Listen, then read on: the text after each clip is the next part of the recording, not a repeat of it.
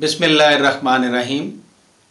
Doctor Amjad Ali भट्टी एक नए मौजू के साथ हाजिर खिदमत। हमारा आज का मौजू है चार्ली चैपलिन का फिल्मी कैरियर। चार्ली चैपलिन का फिल्मी कैरियर दरअसल अमेरिका पहुंचकर ही शुरू होता है। इंग्लैंड में वो ज़्यादातर स्टेज पर ही परफॉर्म करते रहे। उन्होंने पहली बार एक ताइफे के साथ 1910 से 1912 तक का अमेरिकी दौरा किया था। इन 2 सालों के दौरान वो एक तंग, अंधेरी और गंदी बस्ती में एक कमरा किराए पर लेकर रहे। तकरीबन 21 माह तक चार्ली अपने एक दोस्त फ्रेड कार्नो के हमरा अमेरिका में रहे। चार्ली चैपलिन जब अमेरिका गए तो उस ज़माने में हॉलीवुड अगरचे लॉस एंजलिस के करीब महज गर्द से अटा हुआ एक मुकाम था, लेकिन वहाँ फिल्में फिर भी बन रही थीं। ये और बात है कि उनका दुरानिया महज चंद मिनट का होता था।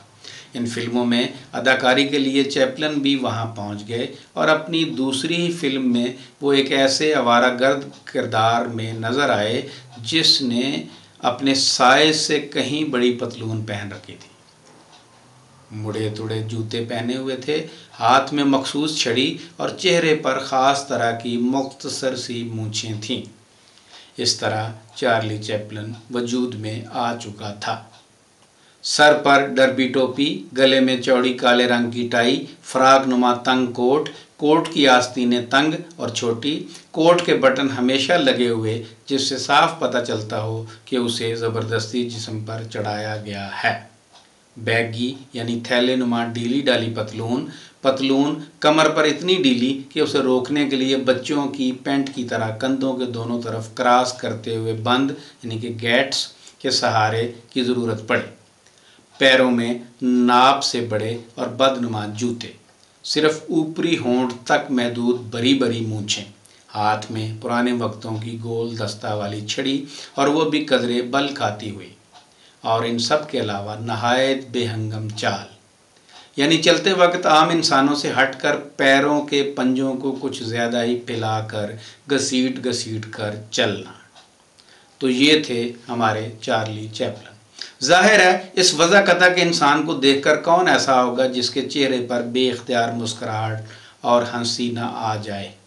और अगर फिल्मों में एक्टिंग के दौरान पेश की गई उसकी दिलफरेब शोखियों, दिलचस्प शरारतों, हमाकत अमेज़ हरकतों और अपनी चालाकी और फुर्ती से बड़े बड़ों को ज़िज कर देने वाले कारनामों को भी शामिल कर लिया जाए तो मजमूई तौर पर चार्ली चैपलिन की शख्सियत एक ऐसे मनपसंद हीरो की सूरत में उभरेगी जिसने क्या छोटे और क्या बड़े सभी के दिलों में जगह बनाई हुई थी। सभी पसंदीदगी की नज़र से देखते थे। चैपलिन ने एक मर्तबा कहा था कि सैर की छड़ी इंसान के वकार की, मूंछ खुद नुमाई की, जबकि मुड़े तुड़े जूते परेशानियों की अलामत होते हैं। चार्ली चैपलिन यूँ तो अफसाने भी लिखते थे, ड्रामे भी लिखे और फिल्मों के लिए कहानियाँ भी लिखी, लेकिन शोहरत एक अदीब की सूरत में नहीं, अदाकार की हैसियत से ही पाई। पुराने ज़माने में एक आम दस्तूर ये था कि लोग अपनी औलादों को वही हुनर और वही काम सिखाना पसंद करते थे जिसे वो ख़ुद ज़िंदगी भर करते रहे हों।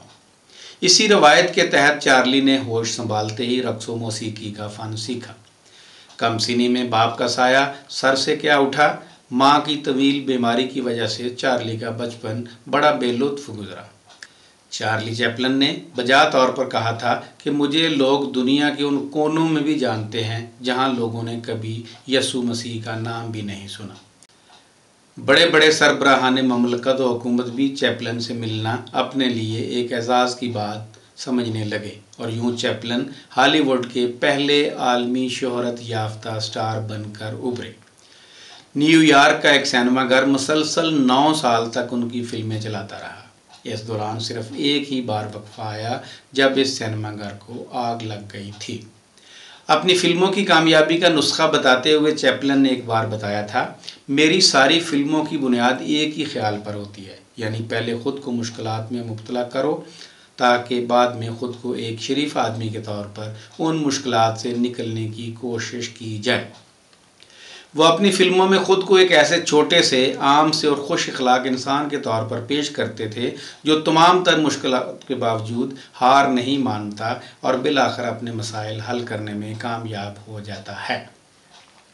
چارلی کے بارے میں مشہور تھا کہ وہ ایکٹنگ کے دوران ڈائریکٹر کی ہدایات پر پوری طرح عمل نہیں کرتے، بلکہ ہر فلم میں اپنے ذہن سے کام لیتے ہوئے کوئی نہ کوئی ایسی بات ضرور کر ڈالتے ہیں جو نہ تو کہانی میں ہوتی ہے اور نہ ہی ڈائریکٹر کی ہدایت کے مطابق۔ اس کی اس بدتمیزی سے تنگ آ کر فلم کمپنی کے مالک نے ایک بار اسے ہدایت کاری کی ذمہ داریاں بھی سونپ دیں۔ بس کیا تھا، سب کی توقع کے برعکس اس نے یہ کام بھی نہایت دل جمی اور تندہی سے نبھایا اور کامیاب ٹھہرا۔ چارلی کی مقبولیت کو دیکھتے ہوئے ایک اور کمپنی ایسے نے چارلی کو $175 فی ہفتہ کی بجائے $3000 فی ہفتہ دینے کی پیشکش کی، جسے اس نے کی سٹون میکسینٹ کمپنی کے مالک سے ڈیل کی ناکامی پر قبول کر لیا۔ نئی کمپنی سے معاہدہ کرنے کے کچھ عرصہ بعد اس نے اپنے ایک دوست سے کیا خوب کہا، مجھے معلوم تھا کہ میں عوام میں مقبول ہو گیا ہوں، تھیٹروں سے باہر سڑک پر میں لوگوں کے ہجوم دیکھ چکا ہوں، لیکن میں یہ بھی جانتا تھا کہ اس طرح کی مقبولیت کتنی عارضی ہوتی ہے۔ مجھے بچپن سے ہی اس بات کا تجربہ تھا کہ تفریح بہم پہنچانے والے پیشے میں بے یقینیاں ہمیشہ اپنے پیر پھیلائے رہتی ہیں۔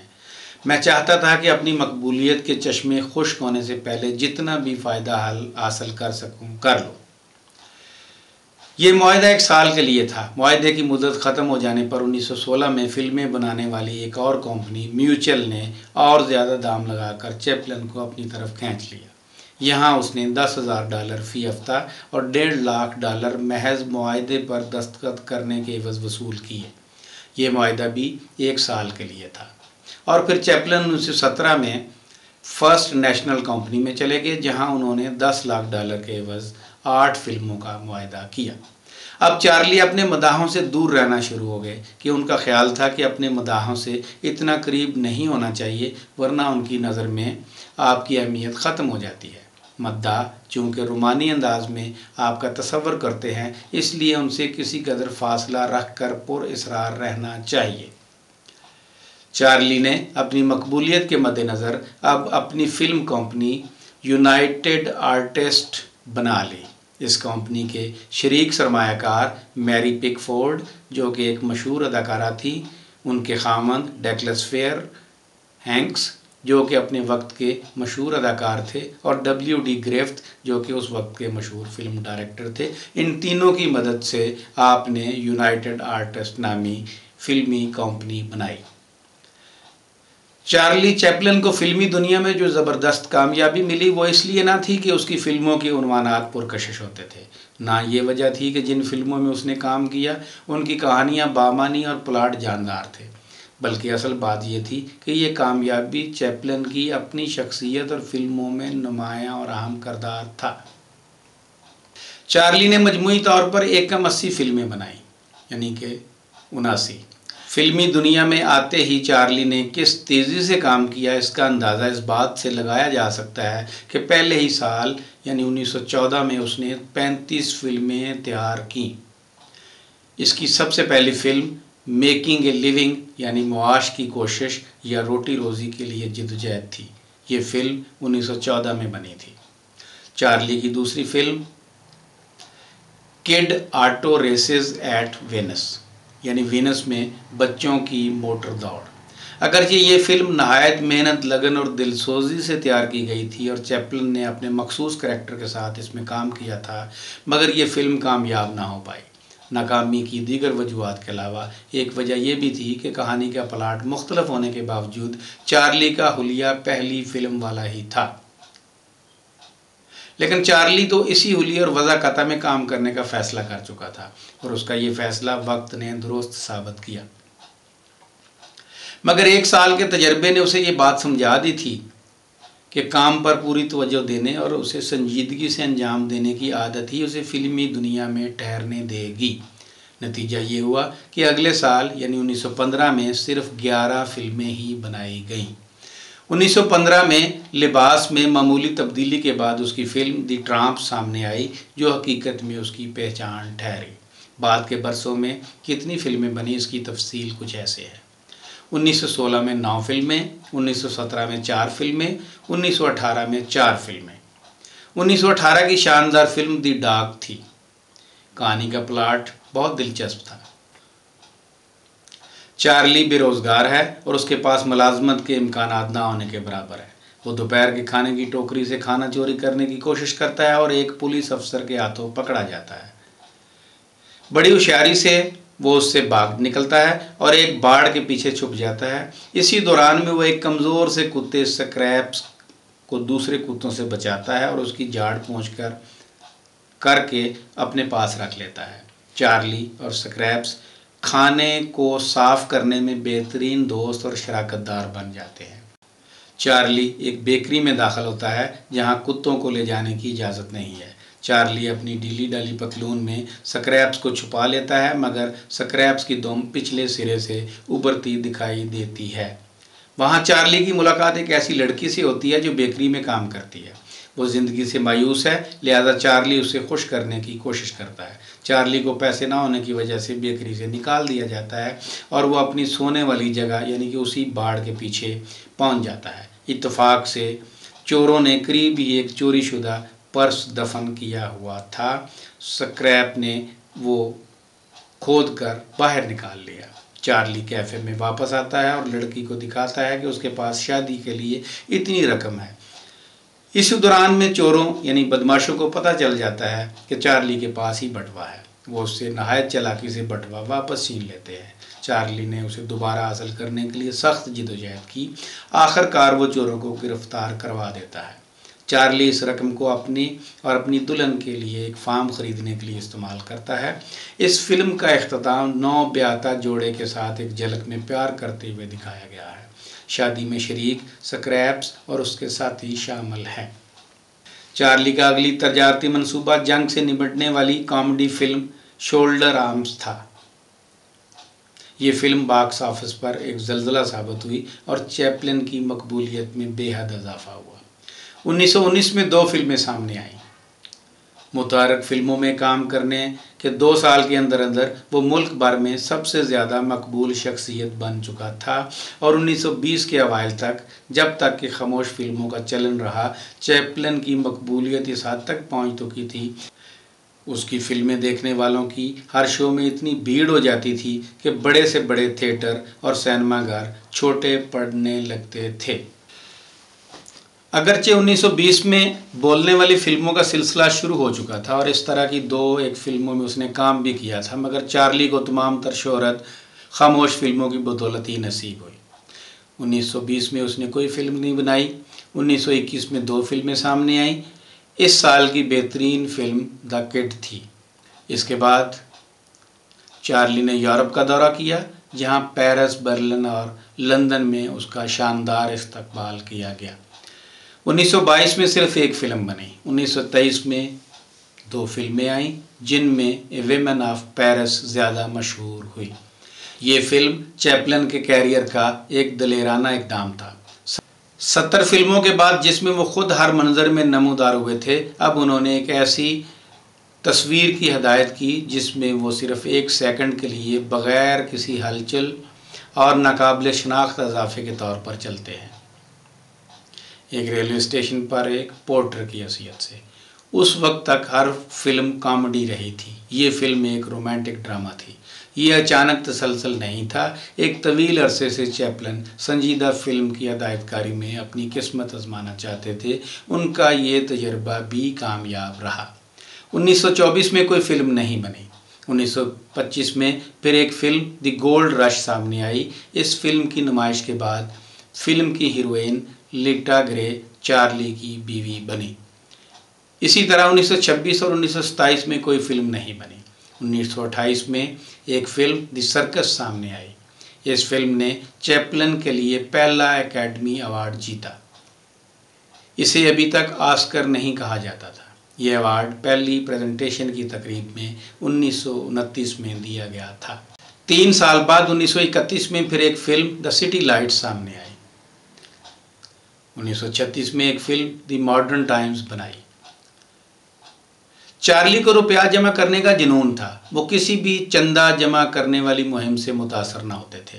ہم کہہ سکتے ہیں کہ ان میں اپنے پیسے سے لطف نہ اٹھانے کا عیب تھا جو خالصتاً ان کے بچپن کی محرومیوں کی وجہ سے پیدا ہوا تھا۔ بلا شبہ انہیں یکا یک بے حساب دولت حاصل ہونا شروع ہو گئی تھی، مگر بچپن کے تاثرات انہیں کسی کو روپیہ دینے، رکھنے یا خرچ کرنے میں کوئی لطف نہ دیتے تھے۔ یہ بھی نہ تھا کہ پیسہ خرچ کر کے وہ افسوس یا جمع کر کے خوشی محسوس کرتے ہو۔ پیسے کے معاملے میں وہ خوشی اور افسوس ہر دو احساسات سے بے نیاز ہو چکے تھے۔ البتہ اس عادت کا یہ فائدہ ضرور ہوا کہ وہ عام لوگوں سے ملتے جلتے رہے، ورنہ پیسے پاس ہوں تو عام لوگوں سے رابطہ منقطع ہو جاتا ہے۔ چارلی کہتے ہیں، میں مزدوروں کا طرفدار ہوں، میں ان کے حق میں لڑنا جانتا ہوں، لیکن وہ مجھ سے مورچے پر پہنچنے کی توقع نہیں کر سکتے۔ میں کوئی ہیرو نہیں ہوں۔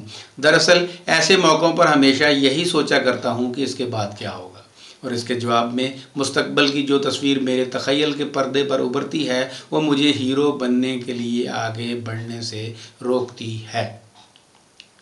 اسی دوران نیو یارک ورلڈ کے ایک رپورٹر نے انہیں ڈیٹرائٹ کی ایک فیکٹری کے بارے میں بتایا۔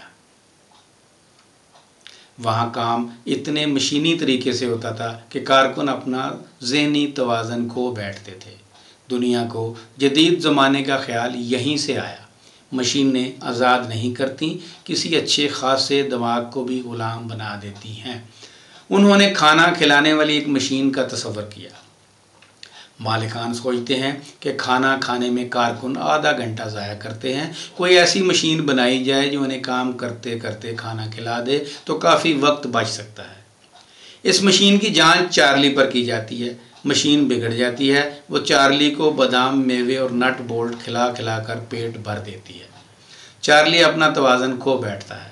پاگل خانے سے نکلنے کے بعد وہ سڑک پر چل رہا ہوتا ہے کہ ایک گاڑی سے سرخ پرچم گر جاتا ہے۔ اسے نہیں معلوم کہ اس کے بعد مزدوروں کا جلوس آ رہا ہے۔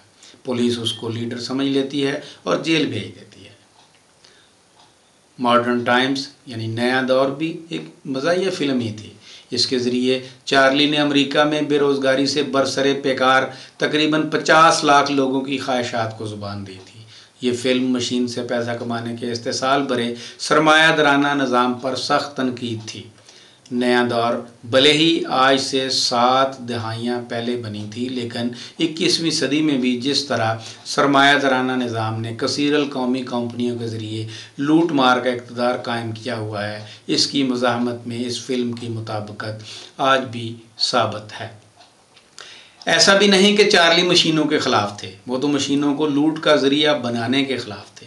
ایک مفکر سے ملاقات کے دوران چارلی نے ایک بار کہا تھا، جہاں تک میرا خیال ہے اگر مشینوں کا تخلیقی استعمال کیا جائے تو آدمی غلامی سے بچ سکتا ہے، اس کے کام کے گھنٹے بھی کم ہو سکتے ہیں اور زیادہ پرآسائش اور بہترین زندگی گزاری جا سکتی ہے۔ اس فلم پر کچھ عرصہ بات ہوئی۔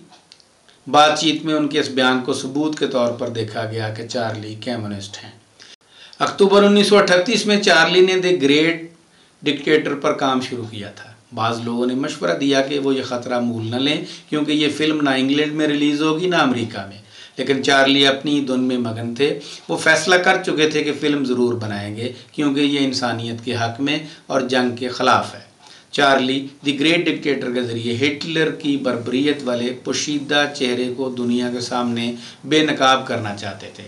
فلم کی تیاری کے دوران انہیں دنیا بھر سے دھمکی بھرے خط مل رہے تھے، کوئی اسٹوڈیو پر بم پھینکنے کی بات کر رہا تھا تو کوئی تھیٹر جلانے کی۔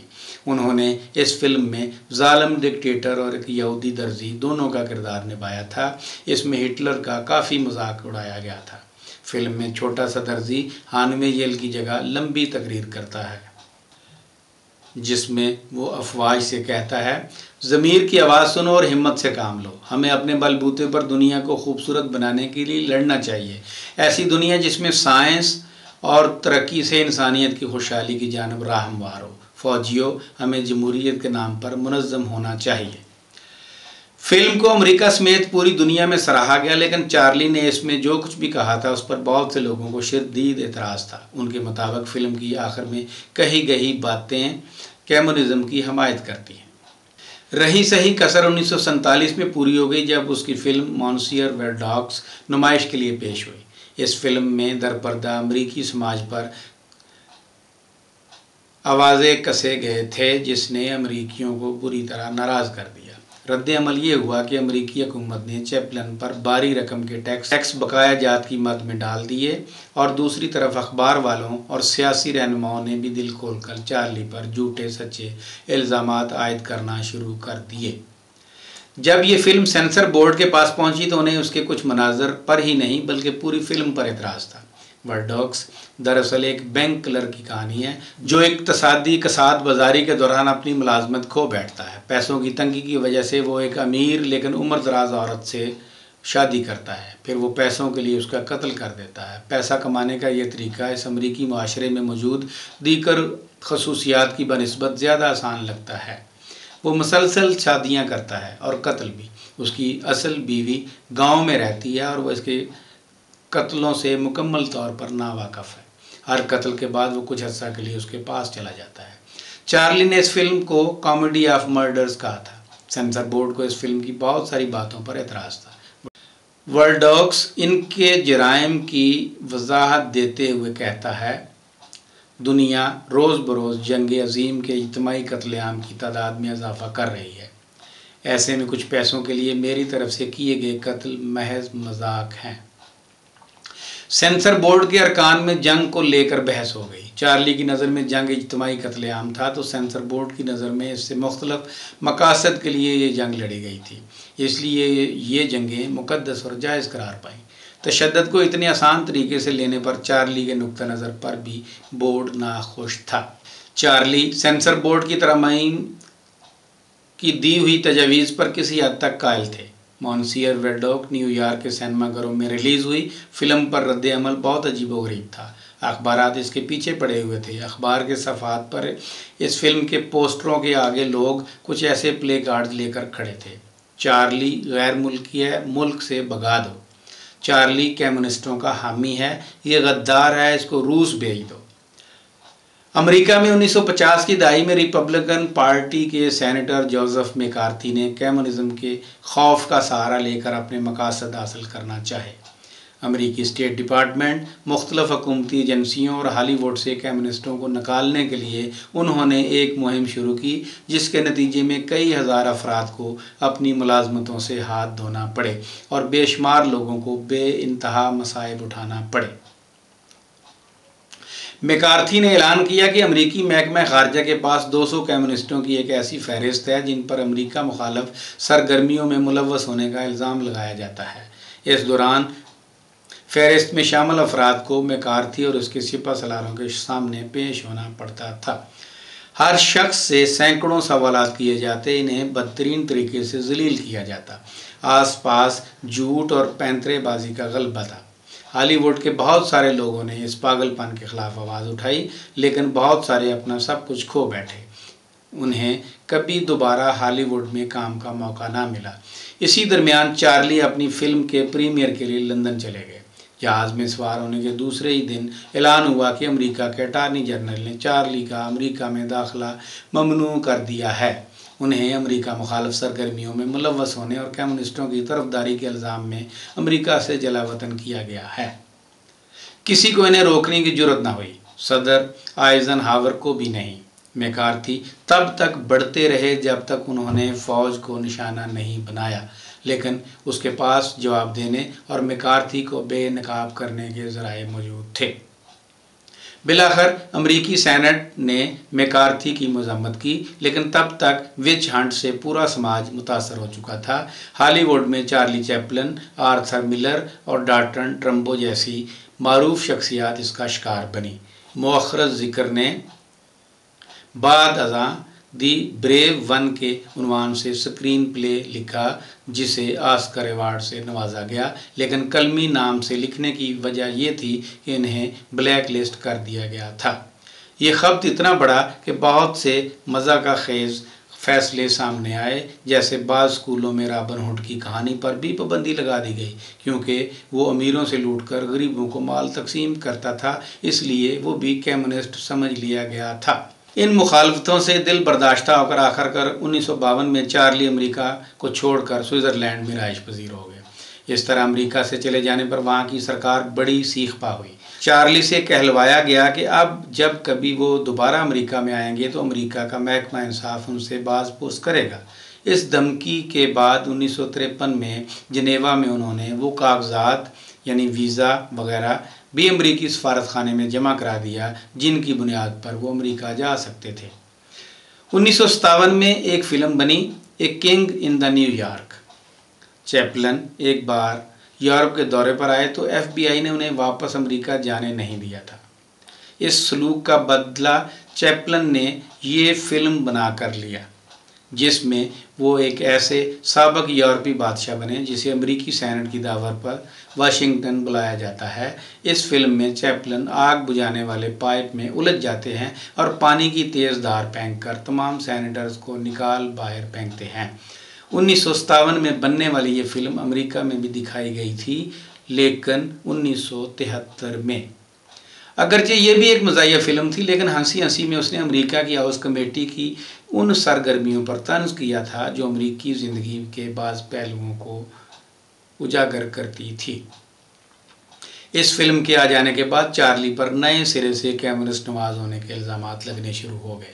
ان الزامات کی چیپلن نے سختی سے تردید کی اور اس کے نتیجے میں آہستہ آہستہ مخالفت بھی ختم ہوتی گئی۔